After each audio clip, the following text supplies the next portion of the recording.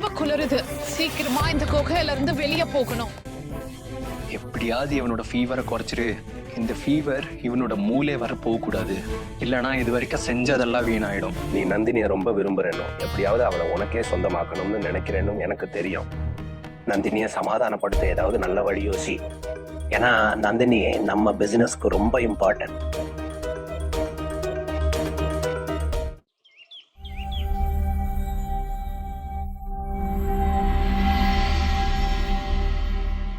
நந்தினி, நீ எங்க இருக்க?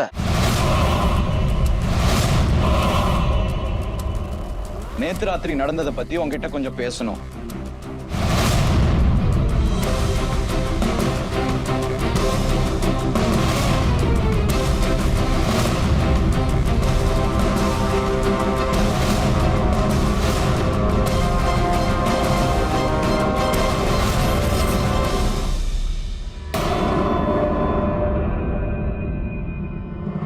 நீங்களா?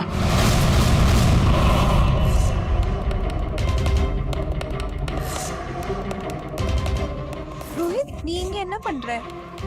நீ அவளுக்கு கால் பண்ணல, அனுமதியும் வாங்கல, நேரா அவளோட பெட்ரூம் வெளியே வந்து நின்னுட்ட. ஆனா மாம், நேத்து நீ பண்ண கூத்தே எங்க இன்னும் முடியல. இன்னைக்கு என்ன பண்ண போற? இன்னைக்கும் நீ ஏதாவது கலாட்டா பண்ணுவேன்னு எனக்கு சந்தேகமா இருந்தது. அதனால நீ வெளியே வந்ததும் உன்னை ஃபாலோ பண்ணேன். ஒருவேளை ஆனந்த் இதை பார்த்திருந்தாருன்னா உன் மேல இன்னும் கோவப்பட்டிருப்பாரு. மாம், நீங்க புரிஞ்சுக்க மாட்டேங்கிறீங்க. நான் இங்க நந்தினி கிட்ட சாரி சொல்லத்தான் வந்தேன். இப்படியா சாரி சொல்லுவ? அவளோட பெட்ரூம் வெளியே வந்து இது ரோஹிதம் நீலம் ஆண்டியும் பேசுற குரல். ஒருவேளை அவங்க இங்க ராஜ் இருக்கிறத பார்த்துட்டா பெரிய பிரச்சனை ஆயிடும்.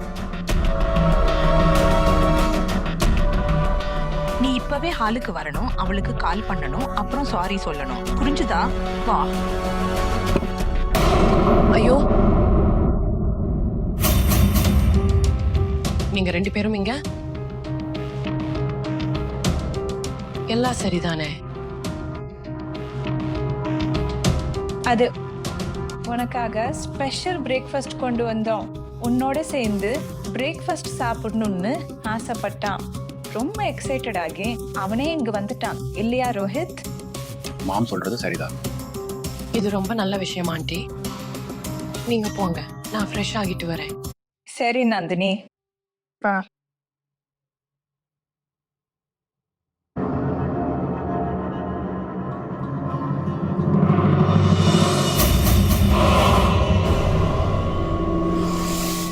என்ன விஷயம் ஆனந்த்? காலங்காத்தாலேயே நீ கவலையா தெரியற. நேத்து ராத்திரி ரோஹித், ராஜ், நந்தினி நடுவுல நடந்தது. அத பத்தி தான் கொஞ்சம் கவலையா இருக்கு. ரோஹித்துக்கு நந்தினி மேல பைத்தியம் பிடிச்சிருக்கு. அவளை எப்படியாச்சும் அடைஞ்சே தீரணும்னு அவன் எந்த எல்லைக்கும் போவான்.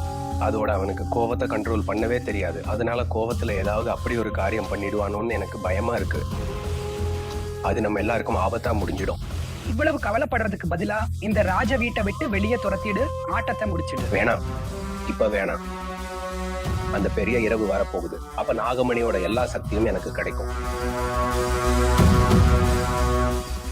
அதுக்கப்புறம் ராஜ், லக்ஷ்மண் பேர்ல இருக்கிற என் 2 வளர்ப்பு நாய்கள், அவங்களோட கதையை முடிச்சிருவேன். ஏன்னா அவங்க 2 பேரும் அவங்களோட உயிரை பத்தி கவலைப்படாம எனக்காக உயிரையே கொடுக்கக்கூடிய நாய்கள். அதனால நான் அந்த சரியான நேரத்துக்காக காத்திருக்கணும். அது வரைக்கும் நாம ரோஹித்தை நம்மளோட கட்டுப்பாட்டுல வைக்கணும். நந்தினி அவனோட கட்டுப்பாட்டுக்குள்ள வர்ற வரைக்கும், உடனே அவனை கல்யாணம் பண்ணிக்க சம்மதிக்கிற வரைக்கும். அதனால ரோஹித்தும் சந்தோஷப்படுவான். ஆனா இது எப்படி நடக்கும்?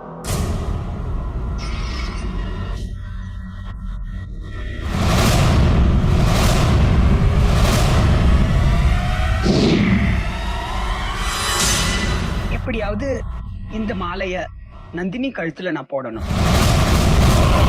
இந்த மாலைய போட்ட உடனே நந்தினி ரோஹித்தோட காதல்ல விழுந்து அவன் பேரையே ஜெபிக்க ஆரம்பிச்சிடுவான்.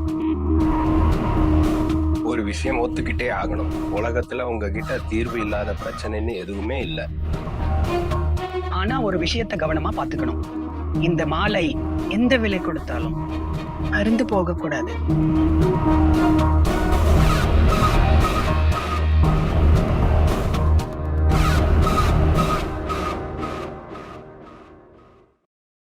ரொம்ப நல்லா பண்ணிருக்கீங்க ஆண்டி. ரியலி?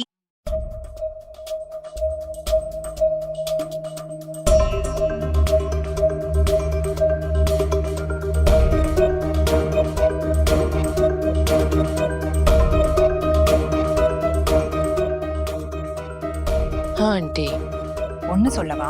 சொல்லுங்க. ராத்திரி முழுக்க அவன் தூங்கல. அவன் செஞ்ச அந்த காரியத்துக்காக ரொம்ப வருத்தப்படுறான். ராத்திரி முழுக்க எப்ப விடியும், எப்ப இங்க வந்து உன்கிட்ட சாரி கேட்கலாம்னு வெயிட் பண்ணான். நானும் அவனை ரொம்ப திட்டுனேன். இப்ப நீங்க 2 பேரும் ஒரு ரிலேஷன்ஷிப்ல இணைய போறீங்கன்னு அவனுக்கு புரிய வச்சேன். இப்படி அவன் உன்கிட்ட எப்பவும் நடந்துக்க கூடாது. முதல்ல அவன் அவனோட கோபத்தை கட்டுப்படுத்திக்கணும். இல்ல ஆண்டி, அப்படி எதுவும் இல்ல. இருக்கு. ரோஹித் உன் மேல சந்தேகப்படாம உன்னை நம்பணும். உனக்கு மரியாதையும் கொடுக்கணும். இல்லன்னா இந்த உறவை அவன் எப்படி காப்பாத்துவான்? ரோஹித், நீயும் ஏதாவது சொல்லு. மாம் சொல்றது சரிதான். தப்பு என்னோடதுதான். என் கண்ணத்துல பலமாற. அப்பதான் இனிமே உன்னை எப்படி நடத்தணும்னு எனக்கு எப்பவும் ஞாபகம் இருக்கும். இனிமே எப்படி நடக்காது.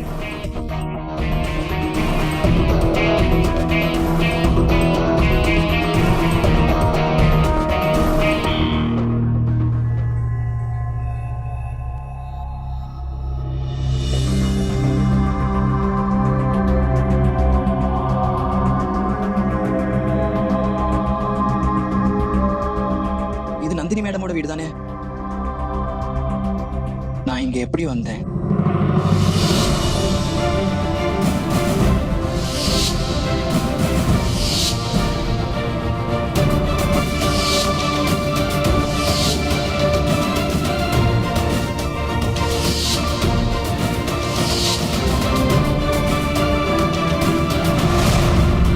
அப்படின்னா நேத்து நந்தினி மேடம் என்ன காப்பாத்தி நேரா இங்க கூட்டிட்டு வந்துட்டாங்க.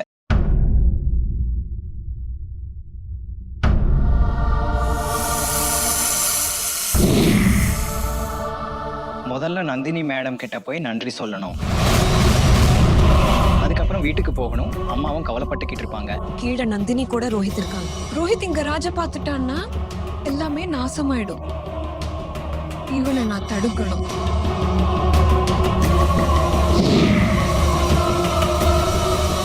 ஐயோ ராஜ்,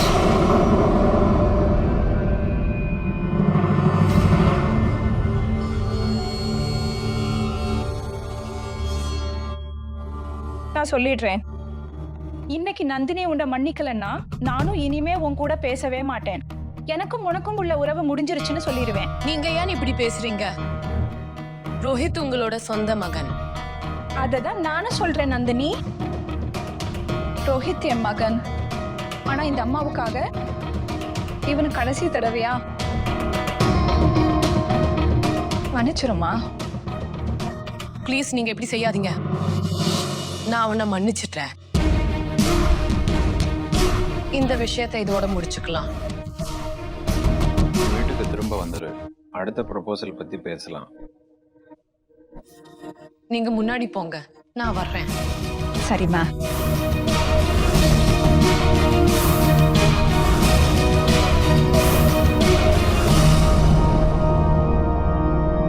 நந்தினி மேடம், நான் உங்களை தான் பார்க்க வந்தேன். நேத்து ராத்திரி என் உயிரை காப்பாத்தினதுக்கு நன்றி.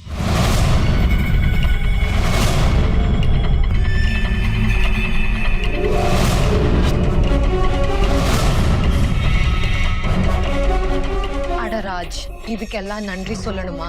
நண்பன் தானே இன்னொரு நண்பனுக்கு உதவுவான்.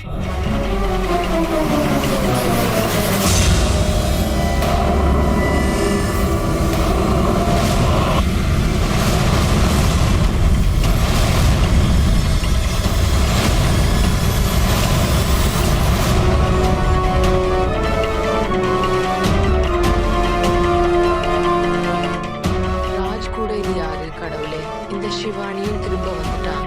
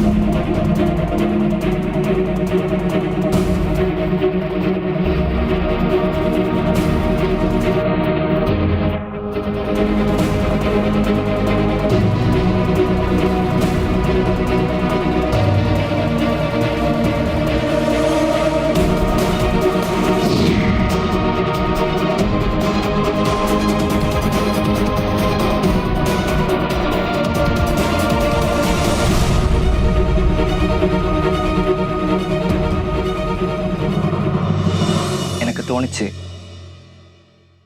பின்னாடி யாரோ இருக்காங்கன்னு. இந்த ரூம்ல நம்மள தவிர வேற யாருமே இல்ல ராஜ். நேத்து ராத்திரி நடந்ததை பத்தி உன்கிட்ட கொஞ்சம் பேசணும். நேத்து ராத்திரி நான் உன்னை அவ்வளவு ஆபத்தான இடத்துல தனியா விட்டுட்டேன். நான் அப்படி பண்ணிருக்க கூடாது. என்ன மன்னிச்சிரு. ஐயோ நந்தினி மேடம், நீங்க என்ன இப்படி பேசுறீங்க? நீங்க தான் எனக்கு உதவி செய்ய முயற்சி பண்ணிட்டு இருந்தீங்க. நினைவிருக்கா? நீங்க சொல்லுவீங்களே சிவபெருமான் ஏதாவது ஒரு வழி காட்டுவார்னு. இப்ப எனக்கும் தோண ஆரம்பிச்சிருக்கு, எனக்கு எல்லாமே ஞாபகம் வந்துரும்னு. அந்த கொலைகாரங்களுக்கும் போன ஜென்மத்துக்கும் என்னோட இந்த ஜென்மத்துக்கும் என்ன கனெக்ஷன் தெரிஞ்சிரும்.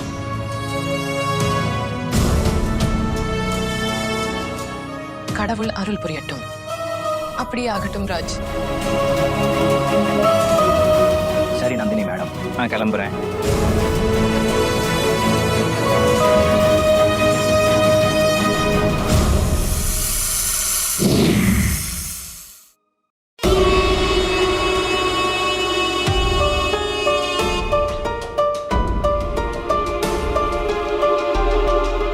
உனக்கு நான் எப்படிதான் நன்றி சொல்ல போறேனோ எனக்கே தெரியல. உனக்கும் எனக்கும் என்ன உறவு? ஆனா ஒண்ணு மட்டும் எனக்கு நிச்சயமா தெரியும். நான் எப்ப பிரச்சனையில சிக்கிறேனோ அப்ப நீ எனக்கு கவசமா என் கூட நிக்கிற. நம்ம 2 பேரோட அன்பு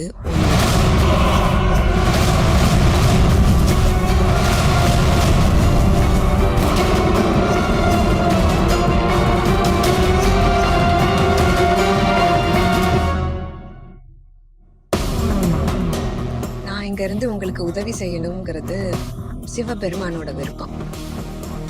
அதனால நாகலோகத்துக்கு அதோட ராஜா, அதோட ராணி நாகமணியும் கிடைக்கணும். நீ சொல்றது சரிதான் ராகினி. நீ சிவபெருமானோட ஆசீர்வாதம் தான். பாருங்க சிவானி அக்கா, சிவபெருமானோட சைகை இல்லாம இருந்திருந்தா இங்க வந்து எல்லாத்தையும் எப்படி சமாளிச்சிருப்பேன்? சிவபெருமானோட லீலையே தனிதான், எல்லாத்தையும் விட தனி.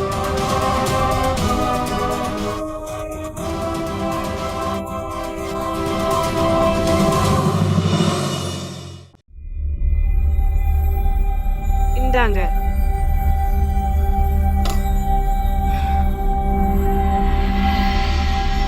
இந்த ரோஹித் சின்னையா மனசுல எம் புள்ள மேல வெறும் அழுக்கு மட்டும்தான் இருக்கு. இது எனக்கு ரொம்ப நாளாவே தெரியும். நேத்து எல்லாரும் பார்த்துட்டாங்க. அப்படி எதுவும் இல்ல மீனா. நேத்து ராத்திரி சின்னையா கொஞ்சம் அதிகமா குடிச்சிட்டாரு, அவ்வளவுதான். நீ ஏன் ஒவ்வொரு விஷயத்தையும் புடிச்சுக்கிட்டு உட்கார்ந்துடுற? ஆமா நான் தான் இதை புடிச்சுக்கிட்டு உட்காடுறேன். உனக்கு வேற வேலையே இல்லையா? எனக்கு வேலையே இல்ல. எல்லா விஷயத்தையும் எப்பவும் எடுத்துக்கிட்டே இருப்ப. சரி, இனிமே நான் இழுக்க மாட்டேன். எனக்கும் வாதம் பண்ண விருப்பம் இல்ல. சரி, இதோ வந்துட்டாரு நம்ம ராஜ் சார். இங்க என் நெஞ்சு கவலையில வெடிச்சிடும் போல இருக்கு. இவருக்கு ஊர் சுத்துறதுல இருந்து ஓய்வே இல்ல. எனக்கு கொஞ்சம் வேலை இருந்துச்சு. எனக்கு ஒரு விஷயம் சொல்லு ராஜ். அந்த ரோஹித் சின்னையா நேத்து என்ன சொல்லிட்டு இருந்தாரு? உனக்கு நந்தினி மேல காதல் கீதல் ஏதாவது வந்துருச்சா?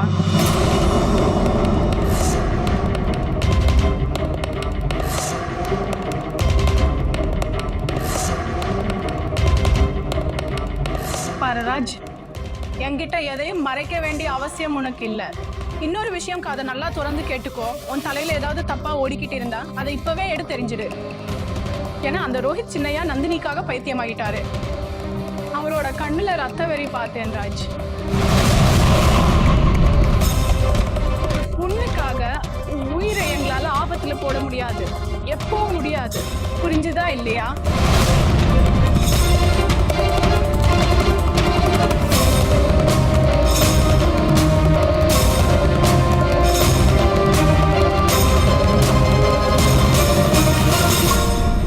ஐயோ கடவுளே, எனக்கு புரியல. சுத்தி எல்லா ஆபத்தும் என் புள்ள பின்னாலேயே ஏன் வருது? அவன் யாருக்கு என்ன கெடுதல் பண்ணான்?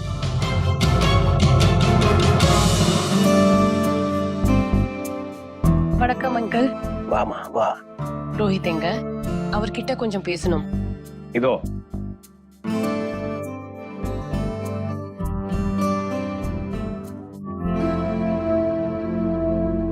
எங்க போன ராஜு? சரி, நான் என்ன நினைச்சேன் தெரியுமா? இன்னைக்கு ராத்திரி டிரைவ் போகலாம். நாம வெளியில போய் ரொம்ப நாளாச்சு.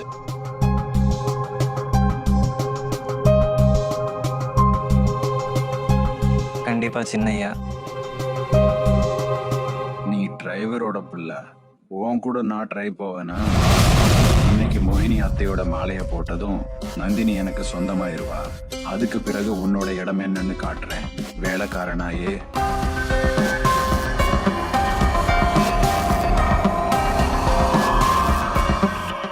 உனக்காக ரொம்ப அழகான ஒரு gift வாங்கியிருக்கேன். ஆனா கண்ணா, பெரியவங்க பிள்ளைகளுக்காக பரிசு யோசிச்சா வாங்குவாங்க. உனக்கு ரொம்ப பிடிக்கும். பொண்ணே, நயனா கிட்ட நான் கொண்டு வந்த பரிசு இருக்கு, போய் எடுத்துட்டு வா. நான் எப்படி அந்த நயனாத்து ரூமுக்கு போவேன்? என்ன பார்த்த உடனே கீரி பிள்ளையா மாறிடுவாங்க, என்னையும் பாம்பா மாற வச்சிடுவாங்க. இங்க நின்னு என்ன யோசிக்கிற? சீக்கிரமா எடுத்துட்டு வா.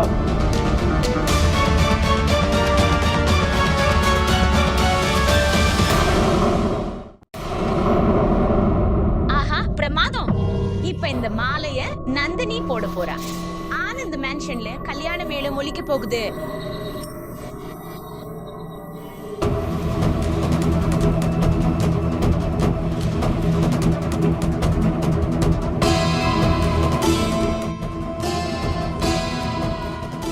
ஆனந்த மாமா தானே முத்து மாலைய வரவழைச்சிருக்காரு.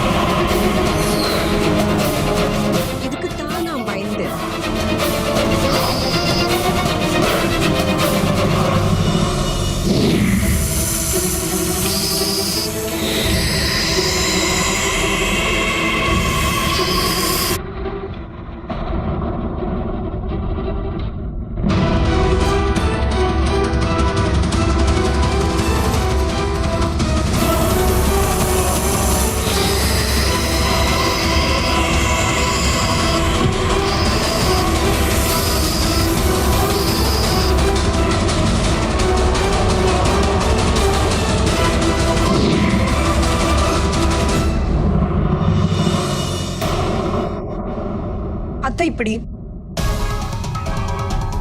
யாராவது பார்த்துட்டா என்ன பண்றது?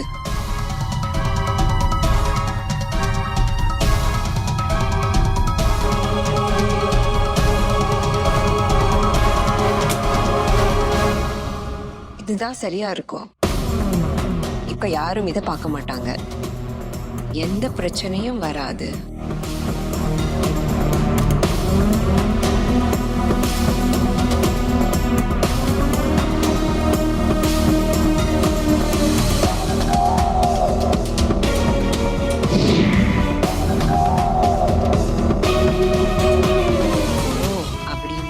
நந்தினி ரோஹித்தோட வசத்துக்குள்ள வரணும்னு தான் இந்த மாலை அவளுக்கு கொடுக்க போறாங்களா? அது உண்மையிலேயே நடந்தா ராஜு தானாவே அந்த நந்தினி கிட்ட இருந்து விலகி என் பக்கம் வந்துருவா.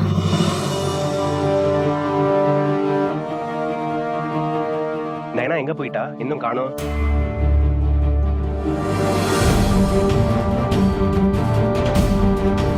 இதோ நயனா வந்துட்டா.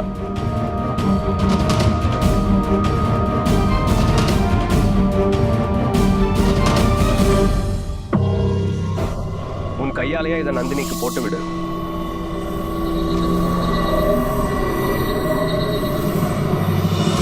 திடீர்னு இதுல ஏதோ தப்பு இருக்குன்னு தோணுது. ஆனா இந்த சிச்சுவேஷன்ல இருந்து நான் எப்படி தப்பிக்கிறது சிவபெருமானே?